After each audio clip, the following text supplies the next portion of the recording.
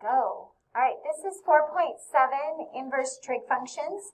And we're going to start by graphing y equals sine x. So will you guys go ahead and graph y equals sine x? Remember, the sine graph starts at 0.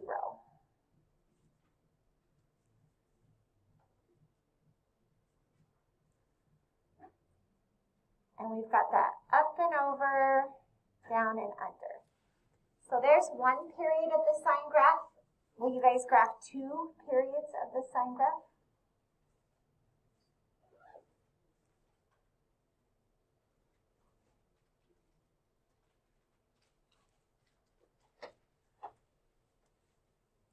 Now, in our Cornell, we're going to review what a function is. So, y equals x squared.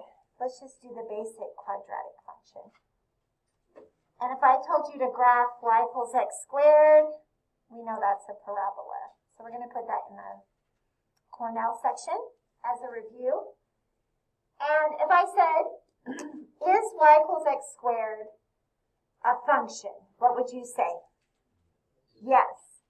So we know that vertical line test is how we check if something's a function, and it passes the vertical line test. Does this parabola have an inverse function? Would you say yes or no?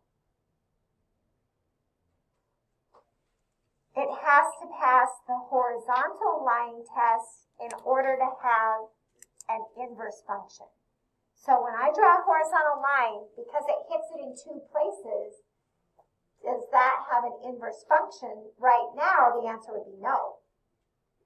So what we do is we restrict the domain. So by the way, this is what the inverse would look like. So inverse, we switch the x and y's.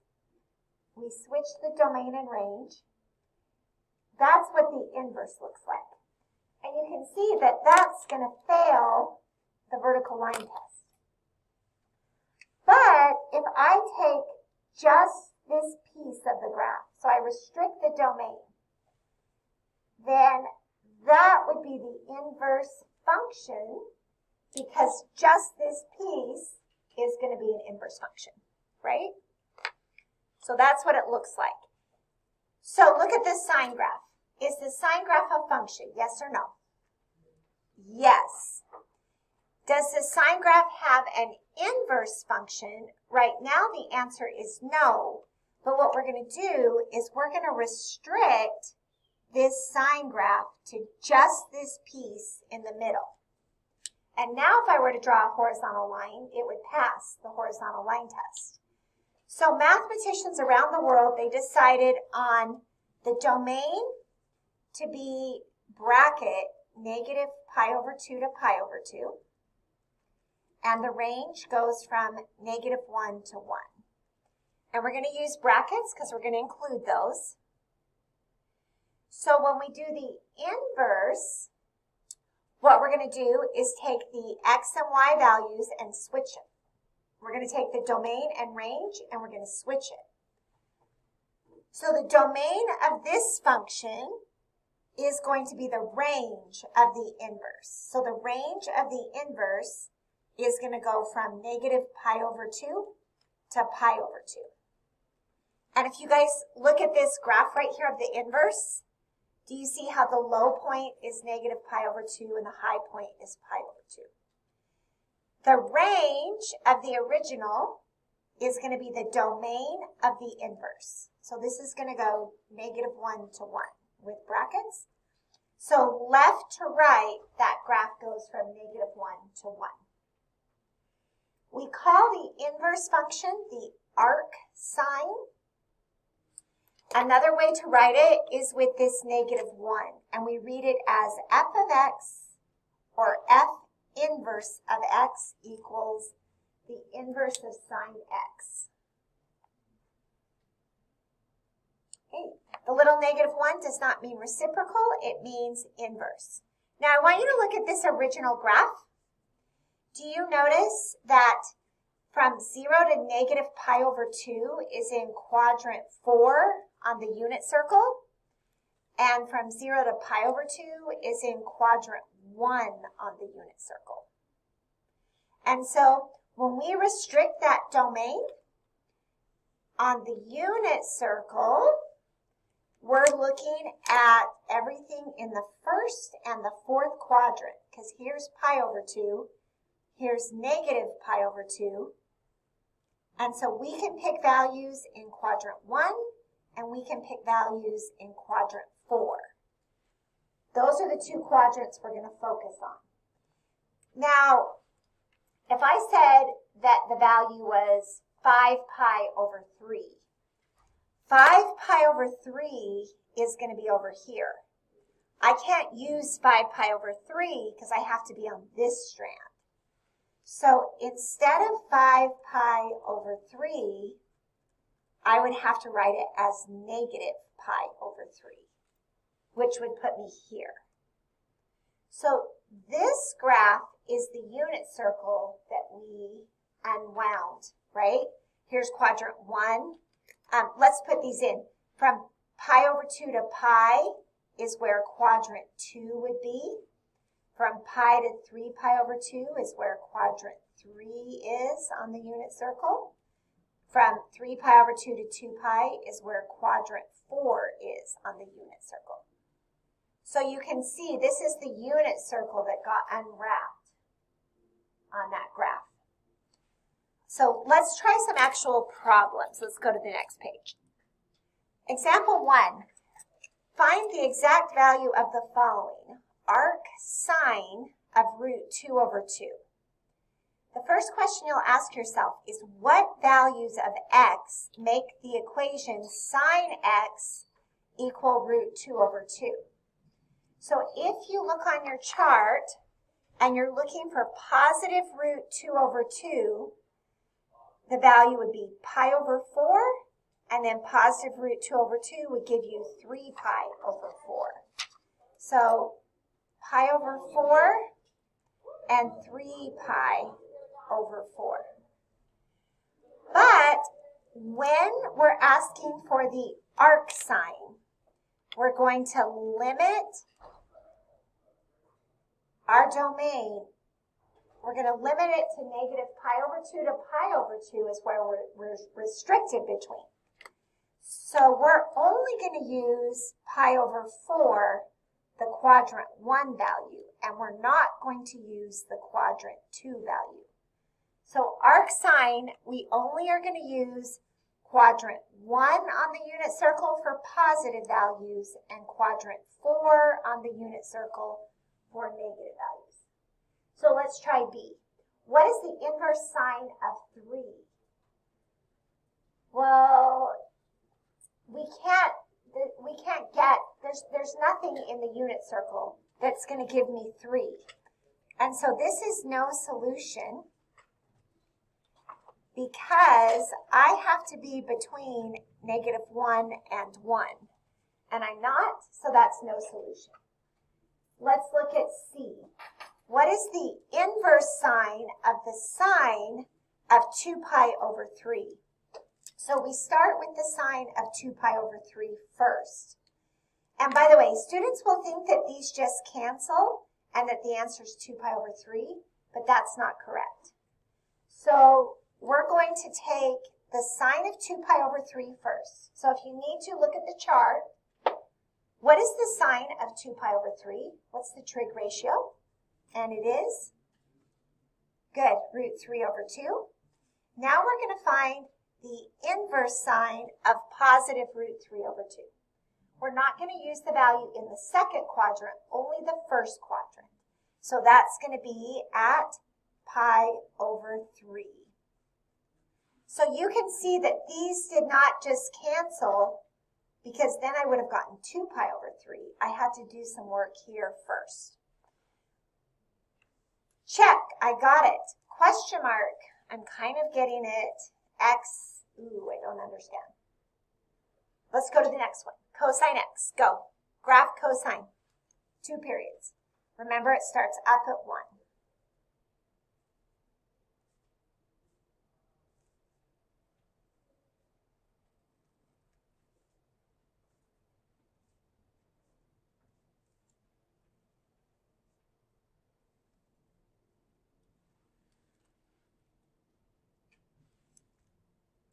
All right. Looking at this, because I want an inverse trig function, I am going to pick the strand from 0 to pi. So that's going to be the area that I'm going to find the inverse function from. So the domain is going to be bracket 0 to pi. The range is going to be bracket -1 to 1. Here's a point on the graph at 0 up 1. When I find the arc cosine, I'm going to take x and y and switch it. So 0, 1, if I switch it, I get 0.10. So you can see 0.10 is on the inverse function piece. Domain and range. The range of the original will be the domain of the inverse. So the domain of the inverse cosine function is -1 to 1. The range of the inverse cofunction is going to be the domain of the original, 0 to pi. And you can see that on this graph here. Left to right goes -1 to 1, and range goes from 0 up to pi. Inverse cofunction, we can use the little -1 again, or we can say arc cosine. Unit circle. We're going to have to restrict the unit circle to 0 to pi. Which quadrants would that be on the unit circle? Which quadrants are we going to take values from? Perfect, 1 and 2. 251, let's try a couple. First one is, what is the exact value of the following? The arc cosine of -√2/2.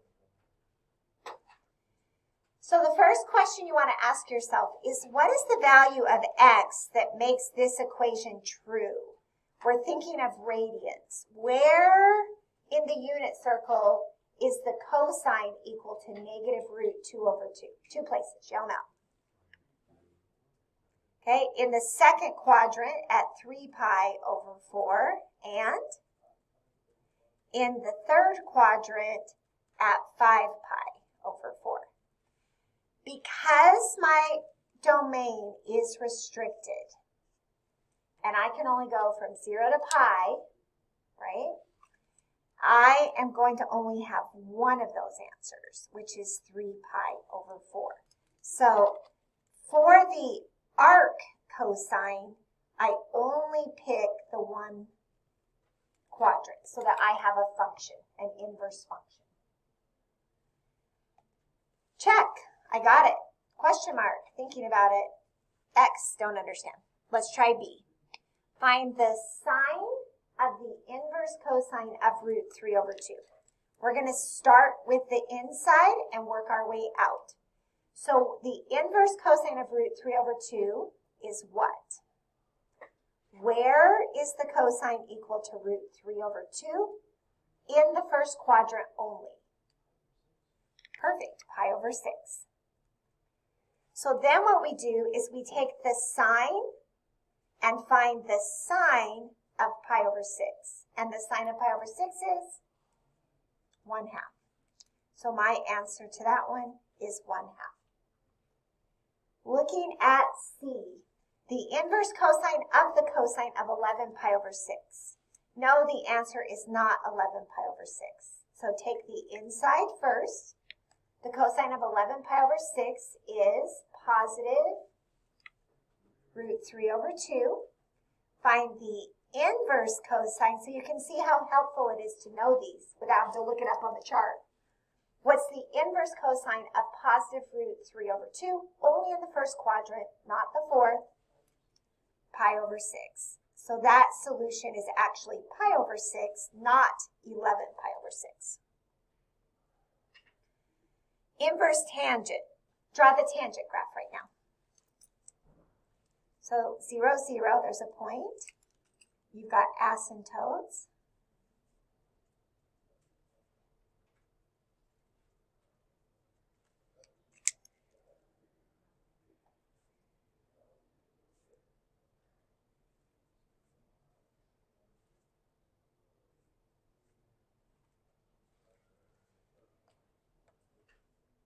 Now, what you see here is going to fail the horizontal line test. So which piece do you think logically mathematicians probably picked? What would the domain of the piece be that they picked, do you think? Yeah, I'm hearing it. So parenthesis, because we can't include the dotted line, negative pi over 2 to pi over 2. Is that what you were thinking? So just pick this piece right here, smack in the middle.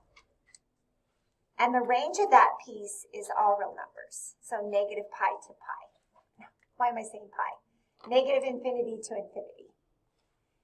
Let's go ahead and do the arctan. In order to do the arctan, the domain is going to be the range of the original. So the domain is going to be negative infinity to infinity. You can see this graph is moving left and right forever. And then the range is going to be the domain of the original. Negative pi over 2 to pi over 2. And you want to make sure that you use parentheses. Arctan, you can do arctan or the inverse tan using the negative 1. And the domain is restricted between negative pi over 2 and pi over 2. So these quadrants are the same as the sine graph. So pi over 2 and negative pi over 2 is quadrant 1 if we're positive and quadrant 4 if we're negative.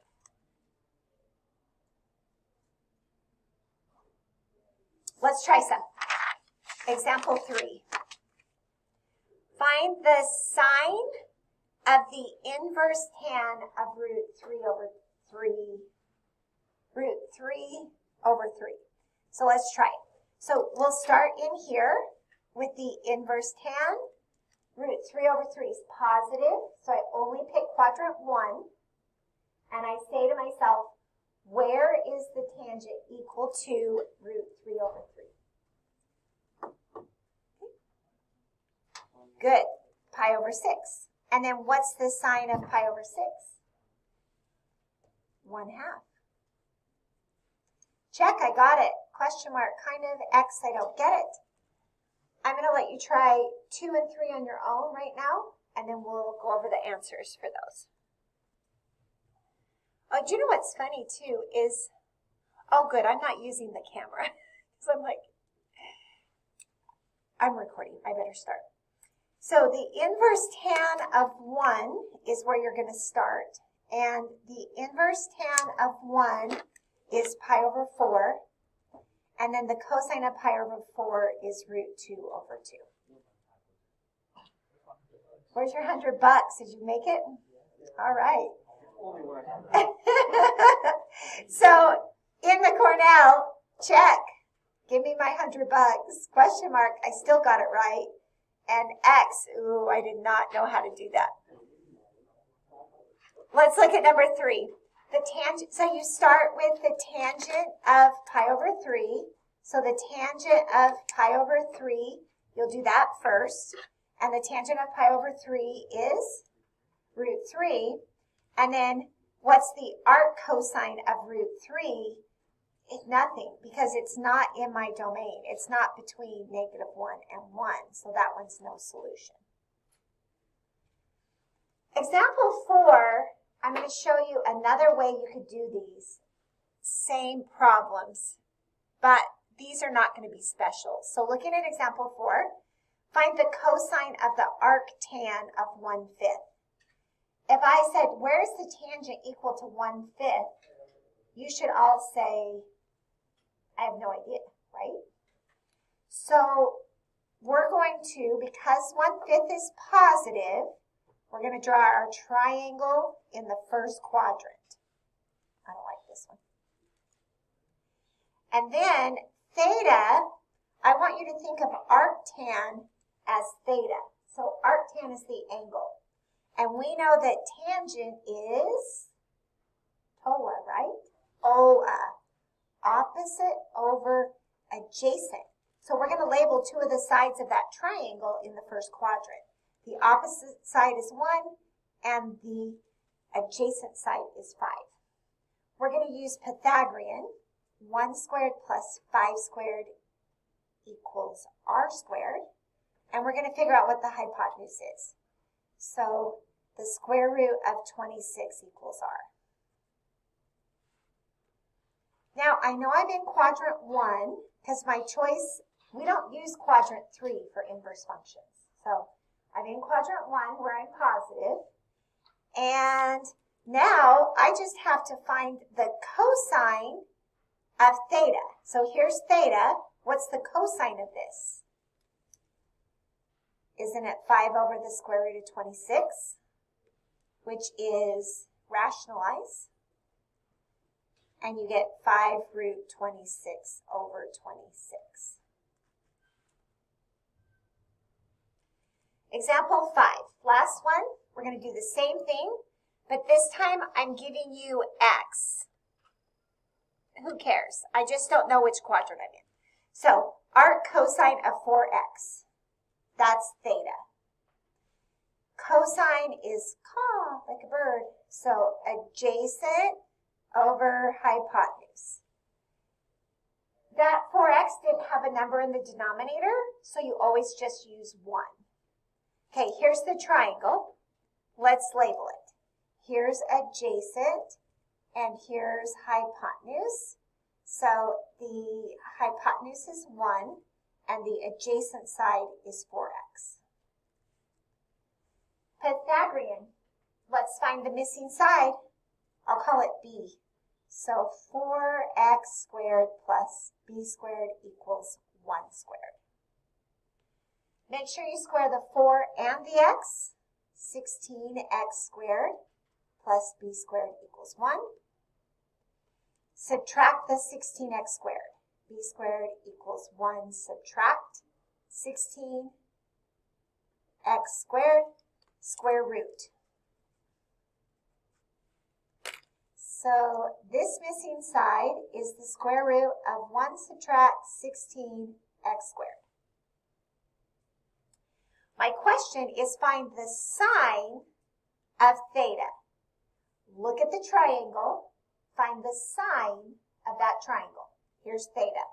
So opposite over hypotenuse. So your final answer is the square root of 1 subtract 16x squared over 1. And anything over 1 is itself. So it's just going to be the 1 subtract 16x squared. That's the lesson on inverse trig functions. In the Cornell, yeah, I got that. Kind of. No, I'm not getting it. I'm going to have to work on it. So check question mark X. Go ahead and do the you try right now, and then we'll check it and see if you got it right, and then we're done.